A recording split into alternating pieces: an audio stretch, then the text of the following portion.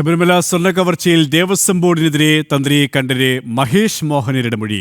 ദ്വാരപാലക പാളികൾ കൊണ്ടുപോകാൻ അനുമതി നൽകിയത് ദേവസ്വം ബോർഡ് ആവശ്യപ്പെട്ടതിൽ പ്രകാരമാണ് ഇത്തരം അനുമതി നൽകിയത്. ഉണ്ണികൃഷ്ണൻ പോറ്റിയെയും ഗോവർദ്ധനെയും പരിചയം ഭക്തനെന്ന നിലയ്ക്കെന്നും തന്ത്രി. ഇതോടെ സ്വർണ്ണ കവർച്ചാ കേസിൽ കൂടുതൽ അറസ്റ്റിനും സാധ്യത തെളിഞ്ഞു. ഉണ്ണികൃഷ്ണൻ പോറ്റിയുമായി ബന്ധമുള്ളവർ നിരീക്ഷണത്തിലാണ് എന്നാണ് സൂചന. ശബരിമല സ്വർണ്ണക്കവർച്ചയുമായി ബന്ധപ്പെട്ടാണ് തന്ത്രി കണ്ഠരര് മഹേഷ് മോഹനരുടെ മൊഴി പ്രത്യേക അന്വേഷണ സംഘം രേഖപ്പെടുത്തിയത്.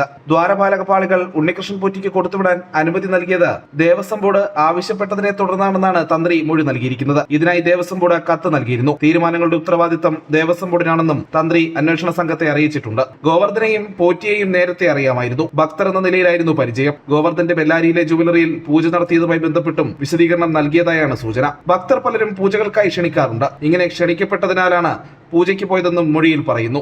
അതേസമയം ബുധനാഴ്ച കോടതിയിൽ റിപ്പോർട്ട് നൽകേണ്ട സാഹചര്യത്തിൽ നടപടികൾ കടുപ്പിക്കുകയാണ് അന്വേഷണ സംഘം. ഇതര സംസ്ഥാനങ്ങളിലെ ഗൂഢാലോചനകളിൽ പങ്കെടുത്തവരെയടക്കം കേസിൽ കൂടുതൽ അറസ്റ്റുകൾ ഉടൻ ഉണ്ടായേക്കുമെന്നാണ് വിവരം. ഉണ്ണികൃഷ്ണൻ പോറ്റിയുമായി ബന്ധമുള്ളവരെ അന്വേഷണ സംഘം നിരീക്ഷണത്തിലാക്കിയിട്ടുണ്ട്. ഉണ്ണികൃഷ്ണൻ പോറ്റിയുമായി കടകംപള്ളി സുരേന്ദ്രനുള്ള ബന്ധവും പരിശോധിക്കപ്പെടുന്നു. ജനം, തിരുവനന്തപുരം.